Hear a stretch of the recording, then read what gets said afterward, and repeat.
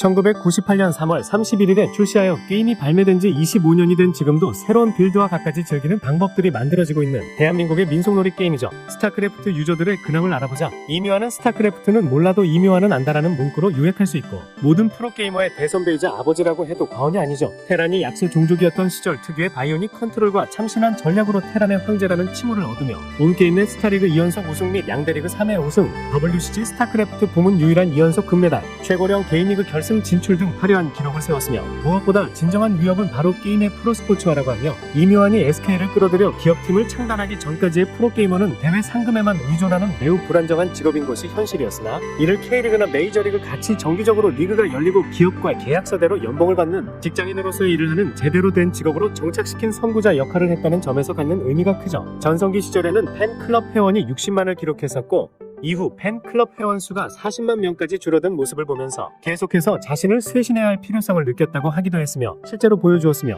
김가연과 혼인신고를 2011년 2월에 이미 마쳤고 2016년 5월 8일 결혼식을 치렀죠. 2023년 1월 WFP 신드롬 마스터에서 우승을 차지했고, 김정민은 1999년 데뷔로 초창기 이묘한과 함께 테란을 양분하던 정상급 프로게이머였고, 현역 시절 스타일은 조이기로 대표되는 스타일이고, 덕분에 정석 테란이라는 별명이 붙었으며, 실제로 많은 게이머들이 그의 리플레이를 보고 따라하기도 했죠. 테란의 황제 이묘한과 비교해서 귀족 테란이라고도 했고, 서지훈이 그의 업그레이드 버전이라고 보면 좋을 듯, 외모 덕분에 인기도 있었으며 테란 게이머 중 가장 기본기가 뛰어나다는 평가를 받았죠. 0경기를 많이 만들었지만 이상하게 대부분 지는 경기가 많았고, 역시 테란 중 기본기가 뛰어나다는 평가를 받은 이병민이 투명 테란 취급을 받은 걸 보면 기본기만으로는 성적을 거두기 어려운 듯, 하브리그에서는 최강 취급을 받았죠. 은퇴하자마자 온게임넷의 해설자로 데뷔했고, 이와 함께 해변김이라는 별명이 붙었고, 현김의 왕까지의 게스트로 나와서는 자기를 꺾어놓은 게이머들을 내 적성을 찾게 해준 사람들이라고 할 정도로 완벽히 거듭났고, 게임계 태동부터 여명기까지 모두 겪은 경험 기반의 넓은 인맥이나 고지곳대로 하는 성격상 현재 직업이 훨씬 적성에 맞는데, 2021년 7월에 인벤에서 열린 스나트에서는 이성은 정우서와 함께 중계를 맡았고, 다만 이때는 해설이 아닌 캐스터 역할을 맡아 진행을 위주로 했죠. 강도경은 초창기 스타리그에서 활약했던 저그 프로게이머로 별명은 저그대마왕, 1세대 게이머로 신주영,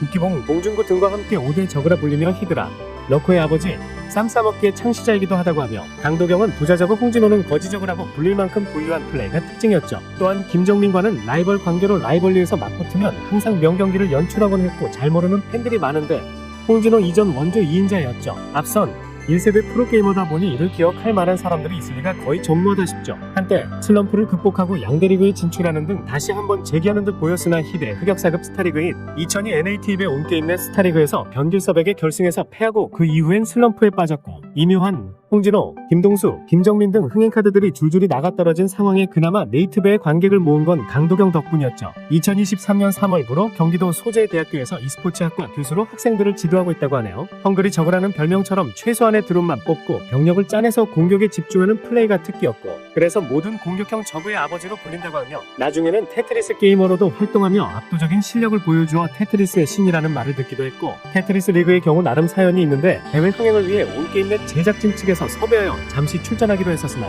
너무나 압도적인 실력으로 상대를 이겨버리는 바람에 계속 참가하게 되었죠. 문제는 12연승이나 해버리는 바람에 스스로 이건 아니다 싶어서 도중에 그만두었고, 시간이 지나면서 리그 자체가 폐지되었고, 오산대학교 e스포츠학과 교수로 재임 중이고, 전과자 15화 오산대 e스포츠학과 편에 출연했고, 후반부 e스포츠 코칭 기초 수업 교수로 나온다고 하네요. 임성춘은 믿을 수 없겠지만 홍진호 이전에 이묘한의 라이벌이자 심지어 천적으로 군림한 적도 있었고, 한방토스라는 별명 때문에 이름만 들어서는 그의 플레이 스타일이 초반에는 쥐약이어서 꾹 참고 가만히 있다가 한방에 이기는 로또성 플레이를 추구하는 것으로 오해할 수 있는데, 1.07 시절의 임성춘은 그렇지 않았고, 전자는 저그전에서 상황이 불리했던 토스 유저들이 궁여지책으로 사용한 것에 가깝죠. 당시 임성춘의 경기 양상을 보면 기본 빌드였던 2게이트로 출발해 저그를 압박하고, 템플러 태클을 올려 앞마당을 확보한 뒤 한방 병력을 구성하는 것이 기본 패턴. 당시 임성춘은 컨트롤과 물량이라는 기본기가 출중한 게이머였기 때문에 이러한 과정 속에서 지속적인 교전으로 자신의 병력은 지키고 상대의 병력은 소모시켜가며 끊임없이 이득을 챙겼고, 그리고 토스의 한방 병력이 충분히 커지면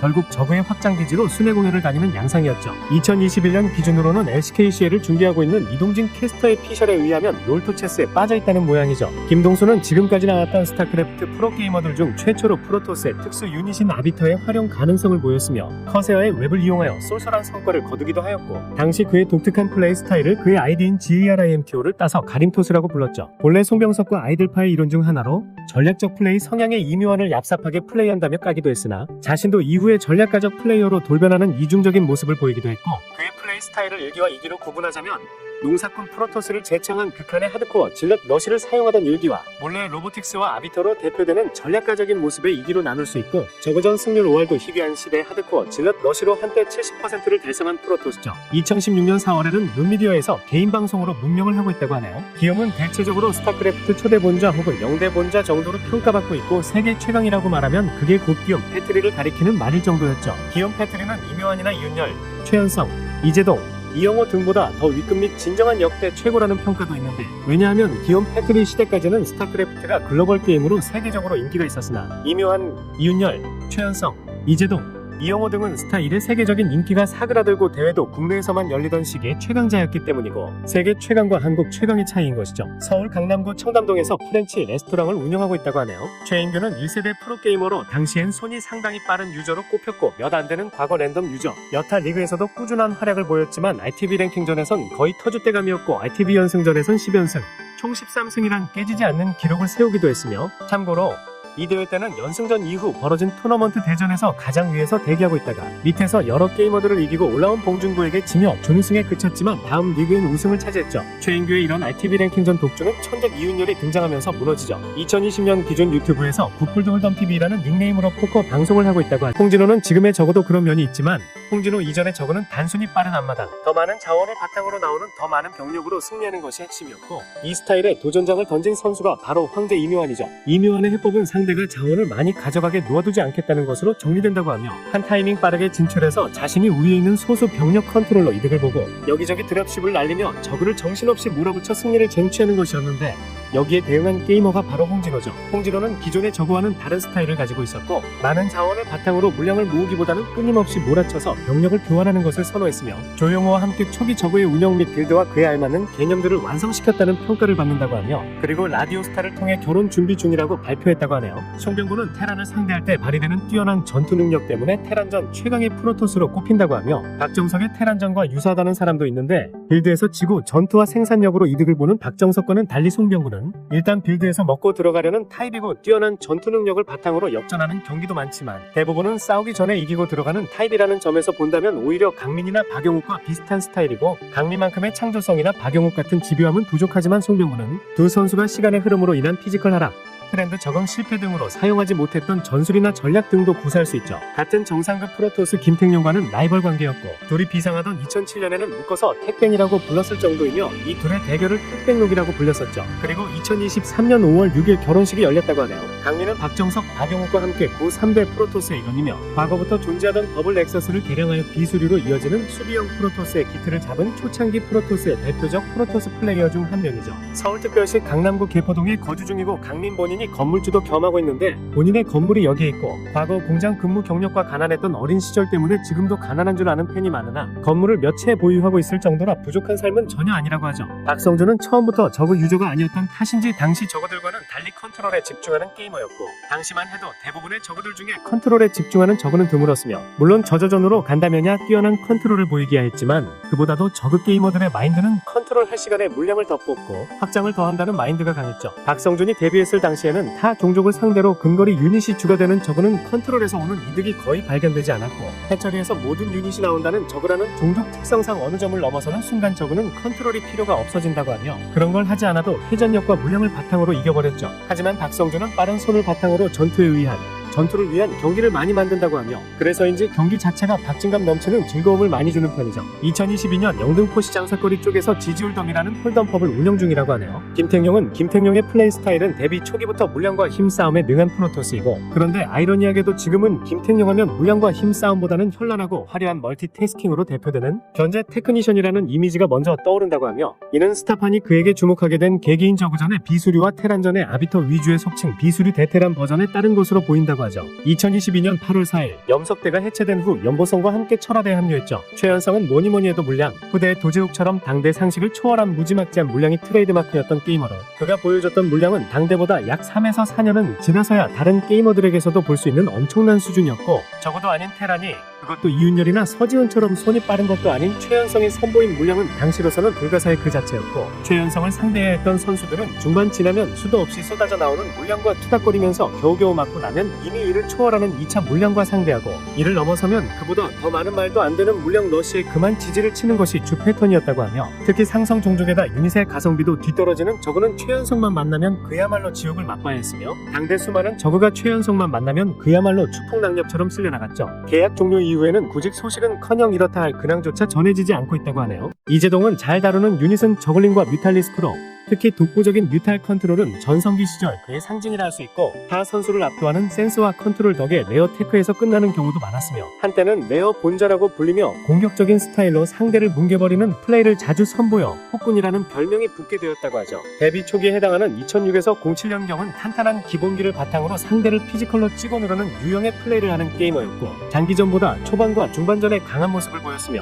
특히 플레이 특성상 중반전 이상을 넘어가지 않는 저그전에서는 극강의 모습을 보여주었으며 반면 후반 운영 단계로 넘어가면 초반의 이득을 지키지 못하고 한순간에 본진이 털려 역전패를 당하는 일이 종종 보였으며 종족 상성에서 앞선다고 평가받는 저프전에서 상대적으로 약한 모습을 보여 APM만 높고 게임 이해력이 낮은 양산형 저그라는 비판도 나오기도 했죠. 그러나 이재동은 그 다음 대회인 EVR 스타리그 2007에서 온게임 내 스타리그 본선 무대 데뷔와 동시에 우승을 차지하여 로열로더에 등극하는 대역을 달성 이후 원탑 적으로 우뚝 서게 되었죠. 2016년 11월 12일부터 아프리카TV 개인 방송을 시작하였고 시청자 수가 약 37,000명을 찍을 정도로 큰 관심을 받았다고 하네요. 이윤열은 2002년 2003년 초반에 이윤열의 게임 패턴은 앞마당을 먹고 6팩을 돌리며 당시 적절한 병력이 갖춰졌을 때 특유의 타이밍 러쉬를 감행하여 상대와의 센터 싸움에서 오히를 점하는 것이었는데 이 시절의 이윤열을 상징했었던 문구가 바로 앞마당 먹은 이윤열이었죠. 이윤열이 이름을 알린 계기가 된 맵인 로스트 템플은 상대 진영과의 거리가 지상과 공중이 모두 가까운 위치, 지상은 멀고 공중은 가까운 거리, 지상과 공중이 모두 먼 거리 등 모든 양상이 다 나올 수 있는데 이윤열은 이 맵에서의 승리를 통해 상대와의 거리와 병력 상황,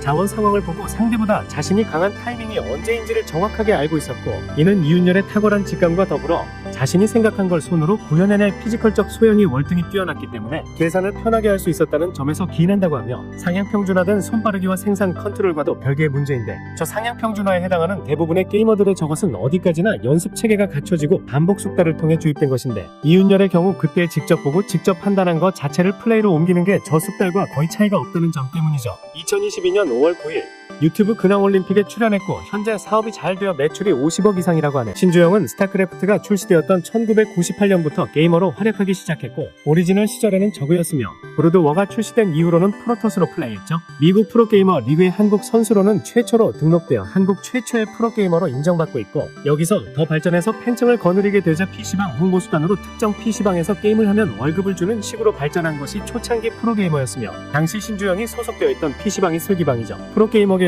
유일한 개척자는 아니지만 게임을 업으로 먹고 살 수 있다는 것을 세상에 처음 알린 것이니 큰 의미가 있다고 하며 그리고 그는 1998년 12월 블리자드 레더 토너먼트에서 우승하여 세간의 큰 화제를 모았으며 그의 라이벌이라고 할 수 있는 이기석이 CF 스타로 한창 이름을 날리던 1999년 신주영은 군입대를 하게 되면서 프로게이머 경력이 사실상 중단되었다고 하네요. 김태호는 2007년 하반기 드래프트를 통해 팀에 입단하여 게이머 생활을 시작하였으며 신한은행 프로리그 2008까지는 개인전은 한 번도 나온 적이 없고 팀플레이 전문 선수로 활동하였으나 정작 그 팀플레이에서마저도 나온 적이 많지 않았는 통의 존재가 널리 알려지지 않았던 선수였죠. 프로리그 데뷔 전 날짜는 2009년 5월 6일로 맞서 싸운 상대는 애스트로의 박상우였는데 결과는 패배. 이후부터 종종 출전해서 팀의 저그라인을 책임졌으나 신한은행 프로리그 09-10을 끝으로 연보성을 통해 학업과 군대 때문에 게임을 그만두게 되었다는 소식이 전해졌고 2012년 10월 27일 동기 변형태와 같은 날에 전역했다. 돌아갈 팀도 모기업이 게임 방송을 포기하고 음악 방송으로 전환하여 해체된 데다가 제대 이후 근황이 알려지지 않는 것으로 보아 사실상 은퇴한 것으로 보였죠. 한동안 근황이 알려지지 않다가 2014년 11월 발표된 7급 공개경쟁 채용시험 일반행정직렬에 합격하였다는 소식이 전해졌다고 하네요.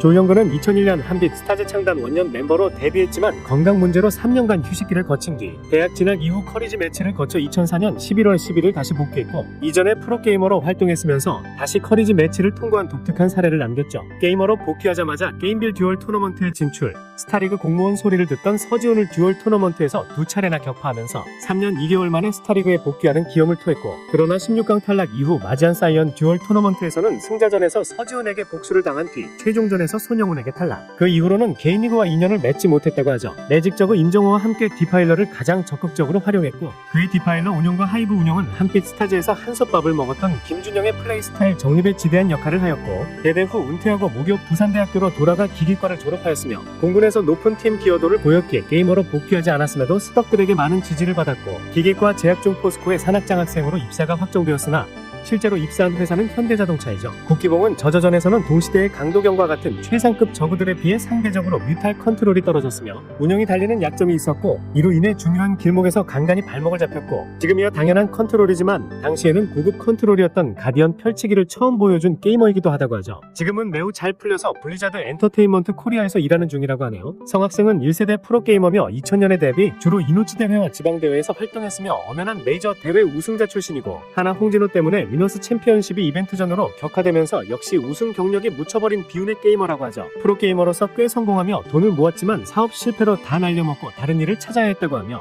하지만 10대 때부터 게임에만 몰두하다 보니 다른 직업을 갖고 싶어도 게임으로는 취직할 수 있는 곳이 매우 한정적이다 보니 어쩔 수 없이 화력의 일에 뛰어들었다고 하네요. 서지훈은 당시 좋은 활약을 보였던 테란 플레이어인 이묘한, 이윤열, 최연성과 함께 4대 테란으로 불리우기도 했는데, 당시 프로게이머들은 모든 면이 상향 평준화된 요즘과는 달리 각각의 강점과 약점을 가지고 있어 개개인의 특징이 있었는데, 마이크로 컨트롤과 전략으로 대표되는 이묘한, 탄탄한 기본기와 운영의 강점이 있는 이윤열, 그리고 무시무시한 물량과 두뇌 싸움에서 우세를 보인 최연성과는 다르게 서지훈은 바이오닉과 메카닉, 물량과 컨트롤, 운영, 전략에서 특별한 약점 없이 안정적인 기량을 보여주며 정석 플레이에 능한 밸런스가 잘 잡힌 플레이 스타일이었죠. 그리고 창업에 성공했다고 하죠. 박경락은 2002년 등장하며 날렸던 저그 유저 중 한 명이다. 홍진호, 조용호 등과 함께 조진락이라는 별칭으로 묶여 불리기도 했고, 주특기는 정신없을 정도로 곳곳에 떨어지는 드랍으로 이름과 조합된 별명인 경락 마사지 드랍은 아직도 그를 떠올리게 하는 별명, 특히 당시 세 군데에 동시에 떨어지는 널커 드랍으로 수많은 테란을 압살했던 모습은 항상 테란들에게 무참히 짓밟혀온 저그들에게 센세이션 그 자체였고, 박경락은 이처럼 역상성 종족인 테란전에서 공격적이고 화려한 플레이를 자주 선보이면서 이름을 알리기 시작했죠. GSL 옵저버를 그만둔 이후 별다른 근황이 전해지지 않다가 2019년 7월 29일에 본인상으로 부고 소식이 전해졌고, 관계자의 말에 따르면 스스로 세상을 등졌다고 전해졌다고 하죠. 임진묵의 저그전은 클래식 스타일의 바이오닉으로 레이트 메카닉이 대세가 된 이후에도 꿋꿋이 SK테란만을 고집했으며, 그러나 그의 SK테란은 구름 배슬을 굴리는 일반적인 스타일과는 달리 상대적으로 사이언스 배슬을 꾸준히 추가해주지 않으며, 스타포트에선 끊임없이 드랍십을 생산해서 난전을 유도하며 컴셋에 많이 의존하는 것이 특징이죠. 2020년부터 KCM 종족 최강전 해설위원으로 활동 중이라고 하며, 예전 KCM 종족 최강전에서 대타 해설을 뛰었을 때 호평을 받았으며, 정식으로 해설위원으로 영입되어 김철민 캐스터와 2인조로 스타크래프트를 중계하고 있고, 정확한 상황 설명과 프로게이머의 심리 설명은 물론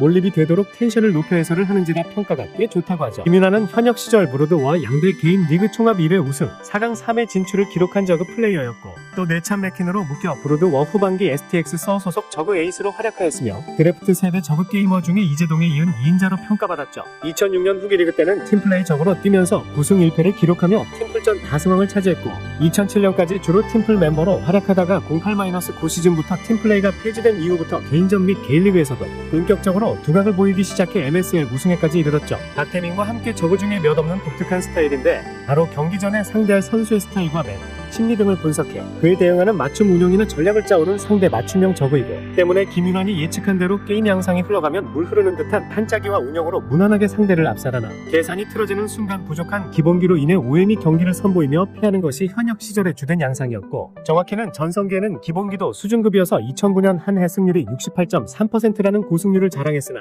이후부터는 기본기가 무너지기 시작하면서 이와 같은 경기 패턴을 반복하기 시작하였고, 정확한 시기는 프로리그에서 엔트리 예고제가 폐지된 시점으로 상대 선수를 미리 알고 맞춤 운영을 들고 오기가 힘들어지자 성적이 떨어지기 시작하였죠. 2015년 11월 16일 조일장의 아프리카 방송을 통해 저녁 이후 아프리카 방송을 준비 중이라는 사실이 알려졌고, 전 팀 동료였던 김구현도 아프리카 방송을 준비 중이라고 했으며, 그리고 의경 저녁 후 아프리카 방송을 시작했죠. 김명호는 2007년 상반기 드래프트에서 한빛 스타즈의 1차 지명을 받아 입단의 게이머 생활을 시작하였고, 신한은행 프로리그 2007 정기리그를 마쳐갈 2007년 7월 16일 당시 꿀스터의 선수였던 김윤환을 상대로 데뷔전을 치렀지만 결과는 패배. 2007년에는 개인전과 팀플레이를 병행하면서 활동했음에도 불구하고 이렇다 할 성과는 없었지만, 2008년부터 본격적으로 두각을 보이기 시작했고, 프로리그 첫 승 경기는 신한은행 프로리그 2008 초기이던 2008년 4월 14일 당시 하이트스파키즈 소속이던 신상문과의 경기이죠. 과거에는 스타일도 없고 인기도 없다는 인상이 굉장히 강한 선수였고, 그러나 퀸 사용을 중심으로 인상적인 경기력을 보이며 스타팬들의 입소문에 오르내리기 시작하더니 귀여운 편인 외모와 장난기 많은 성격이 점점 부각되기 시작하며 인기가 늘어났고,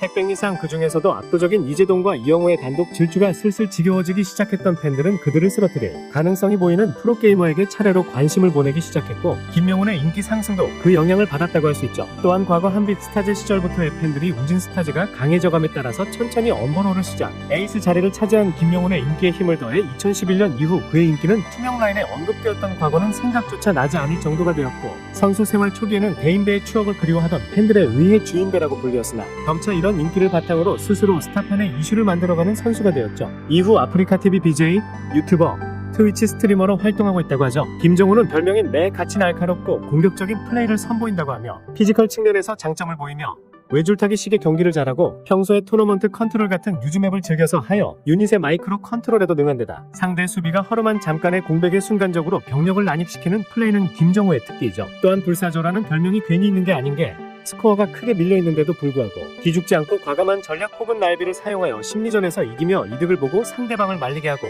ASL 시즌6에서 김성현의 활을 찔러버린 버로우 저글링 전략을 보이기도 하는 등 독특한 전략을 구상하는데도 능한 편이죠. 단점으로는 아슬아슬한 외줄타기식 플레이가 때로는 상대에게 허무하게 밀려버린다는 점이고, 또 기복이 꽤나 큰 편으로 소위 긁히는 나랜 일명 내친놈으로 누굴 만나도 강력하나, 반대로 그렇지 못할 땐 매두기로 누굴 만나도 쉽게 밀리기도 하죠. 현역 시절 기준으로 택백 이상 플러스 하된 급의 커리어와는 거리가 많이 멀었지만 그래도 삼김적으로 묶이며 한 번의 우승 경력이 있었고, 다만 우승을 제외하면 양대리그 기준 최고 기록이 8강이라는 점은 분명 아쉬운 측면. 은퇴 이후 아프리카 스타판에 와선 ASL에서 2번의 우승을 거두며 김명훈, 김민철과 더불어서 정상급 적으로 인정받고, 수비적인 플레이에 능하고 후반 운영에 매우 강한 김민철이 ASL에선 비교적 제 실력을 발휘하지 못하는 데 반해 김정우의 경우 부진한 상황에서도 결국 다시 살아나는 강한 멘탈도 가지고 있죠. 의경 제대 이후 2021년 첫 복귀 대회로 아프리카TV 팀리그 시즌2에 참가하게 됐다고 하네요. 도제욱은 질럿 드라군 물량으로 유명하고, 특히 테란전에서 오로지 기본 지상군으로 상대를 쓸어버리는 이미지가 강한 탓에 마법 유닛을 잘 안 쓴다는 이미지가 있고, 실제로 테란전의 하이템플러는 잘 안 쓰긴 하지만 아비터만큼은 역대 모든 프로토스 선수들 중에서도 상당히 잘 쓴다고 하며 도비터라는 말이 있을 정도. 상대 종족에 관계없이 좋은 피지컬을 바탕으로 빠른 멀티와 칼 같은 최적화를 통해 도제욱만이 가능한 엄청난 물량의 병력을 뽑아내고, 이 병력을 잘 굴려 전투에서 이득을 보면서 승기를 잡는 스타일이고, 다른 선수들도 최적화 부분에선 도제욱에게 한 수 접어야 할 정도로 최적화에 녹아탔는데, 손 느린 선수랑 붙게 되면 서로 자기 할 것만 하는데도 차이가 벌어지는 정도. 하지만 손이 느린 편에 속하는 송병구에게는 상대 전적이 열세라고 하며, 이러한 화끈한 스타일을 바탕으로 팬들도 잘 모았고 테란전을 잘하는 프로토스로 손꼽혔다고 하며, 실제로 한때 이영호를 잡을 프로토스로 도제욱이 1순위에 꼽힐 정도였죠. 하지만 교전시 컨트롤은 아쉽다는 평가를 받아왔기에 컨트롤이 중요한 저그전은 아쉬웠으며, EVER 스타리그 2008에서 박찬수를 역스윕으로 잡아내며 극복하나 싶었지만 전성기가 지난 박성준에게 스윕패를 당하고 마지막 프로리그 포스트 시즌에서 고강빈에게 패배하며 더막 소리는 마지막까지 지우지 못했죠. 2022년 4월 29일 베스트 BJ로 돌아가면서 동시 송출을 포기하였고 4월 중순경 베스트 BJ로 돌아가기로 결심한 것을 방송에서 밝혔죠. 변형태는 2004년에 데뷔한 게이머, 데뷔 후 얼마 지나지 않아 2004 2차 온게임 내 껌메버 챌린지 리그에서 이름을 알리는데, 바로 스타리그 진출에 실패하면 은퇴하겠다고 선언의 주목을 끌었던 정함 송병석 선생을 탈락시킨 본인이었기 때문이죠. 이 때문에 고류장테란이라는 별명을 얻게 되었고, 데뷔 초부터 태태전에서 상당한 두각을 보였는데 고인규, 신상문 등과 함께 태태전 최다 연승인 10연승으로 공동 1위를 기록했었고, 또 태태전에 묻혀서 그렇지 태프전도 상당히 잘했고, 특히 다음 스타리그 2007 4강에서는 그 송병구를 3대0으로 보내버린 적도 있으며, 김택용 또한 공TV 클래식 8강에서 이영 MSL 8강에서 3리로 이기고 탈락시키까지 했고, 포스만 보면 태태전보다 프로토스전에서의 포스가 더 무서울 정도, 절친인 한동욱이 토막의 상징과도 같았을 정도로 토스전을 엄청나게 못했던 것과는 180도 대조되는 부분이죠. 2023년 1월 말부터는 유튜브 채널을 통해 실시간 라이브를 재개했죠. 박용욱은 강민, 박정석과 함께 3대 토스로 불리던 선수. 둘에 비하면 개인리그 커리어와 스타성이 상대적으로 떨어지며 은퇴도 제일 먼저 해서 네임밸류는 살짝 떨어지는 감이 있지만, 온게임 내 스타리그 데뷔는 2명보다 일찍 했고, 첫 출전인 2001년 한비소프트배 스타리그에서 4강에 진출하여 당대 최강자인 이묘한에게 리그 유일하게 1패를 안겨주고 전승 우승을 막았으나,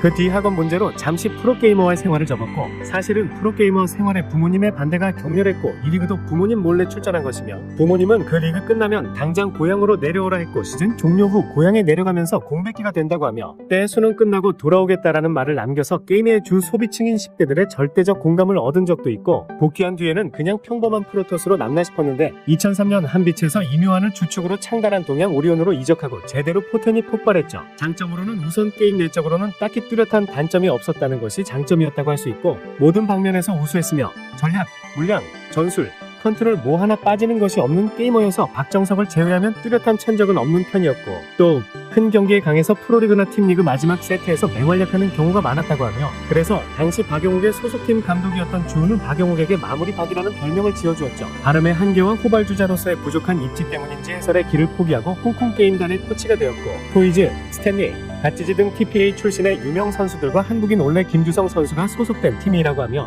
그 팀 라인업이 라인업인 만큼 성적은 좋게 나오고 있었는데 2015 스프링 정규 시즌이 종료되고 팀을 떠난다라는 소리가 들리기 시작했고 정규 시즌이 종료되자 팀을 진짜 떠났죠. 그 후 아프리카 TV에서 BJ로 활동했고 주로 리그 오브 레전드 방송을 하지만 간간히 하스스톤이나 스타크래프트 1을 플레이하기도 했고 스일의 경우에는 손목 통증의 문제로 이 게임 이상 플레이하지는 않았죠. 박재혁은 네어테크에서 더 이상 넘어가지 않고 뮤탈, 저글링, 히드라, 러커로 게임을 끝내는 스타일. 물론 탑프로들 입장에선 플레이 스타일을 알아도 막기 힘들고 다만 막으면 게임이 급격하게 기울어져 한순간에 무너지는 모습을 볼 수 있죠. 후반 운영이 잘 안되는 편인데 특히 레이트 메카닉의 치명적인 약점을 가지고 있고 그 외에도 후반 운영을 상당히 힘들어한다고 하고 물론 게임 초중반 쇼부를 선호하는 이유는 이와 같은 이유에서는 아니고 단지 참지 못하는 성격상 후반으로 넘어가기 싫다고 하죠. 게임 초중반 쇼부라는 이미지가 굳혀져 맨날 쇼부만 친다고 생각하기 쉬운데 실제로는 4에서 오드론과 BBS, 8배럭, 센터 전진 게이트 등의 초반 전략을 매우 싫어하고 물론 본인 스스로도 저런 전략은 절대 사용하지 않고 항상 정석적인 빌드만을 사용하는 편이고 그래서 그런지 생더블과 같은 상대방의 빌드를 배제하는 플레이들도 굉장히 싫어하는 게이머들 중 하나이죠. 이후 2023년 11월 19일 결혼 예정이라고 하네요. 박태민은 상대방 페이스에 휘말려들지 않는다면 철저히 계산된 운영으로 상대를 압도해 나가는 스타일이고 그러니까 어찌 보면 운영의 마술사라는 별명은 어폐가 있기도 한데 박태민은 자기가 짜온 대로 경기가 안 풀리면 운영의 맙소사가 되는 경우도 많은 편이고 즉 엄밀히 말하면 운영형보다는 오히려 전략형에 가깝죠. 2022년 5월덕 참배 대학대전 시즌1 이후 파이스트가 해체된 지 3달 뒤 박태민은 MSG 이사장 빵훈이의 제안을 받았으나 박태민은 본인에게는 상황이 맞지 않다면서 정중히 거절했고 그러다가 마침 파이스트 시절의 열정을 다시 살려서 본인만의 찐타 대학을 목적으로 하는 대학을 설립하겠다고 했고 8월 26일 개교하였고 CP가 갔던 길을 지향할 것이라고 했죠. 교수진으로 과거 슈마치우 동료였던 서지훈, 이주영을 영입하고 이어 SKT-TL의 동료였던 김성재까지 영입했죠. 그러나 2023년 3월 7일 방송국에 폐교 공지를 올렸고 부대는 해체됐다고 하네. 이몽규는 수비적이고 부유한 운영형 플레이를 선호하며 압도적인 피지컬로 후반 운영에 특히 강점을 보인다고 하며 특히 테란전은 상대보다 피지컬을 바탕으로 플레이하는 편이죠. 대부분의 전 프로게이머 출신 BJ들은 나이도 먹은 데다가 신체 부상 등으로 피지컬이 하락하여 예전만큼의 피지컬을 내보이지 못하고 특히 스타크래프트 같은 RTS 장르 게임의 경우 멀티태스킹 등의 피지컬이 굉장히 중요하다는 걸 생각해보면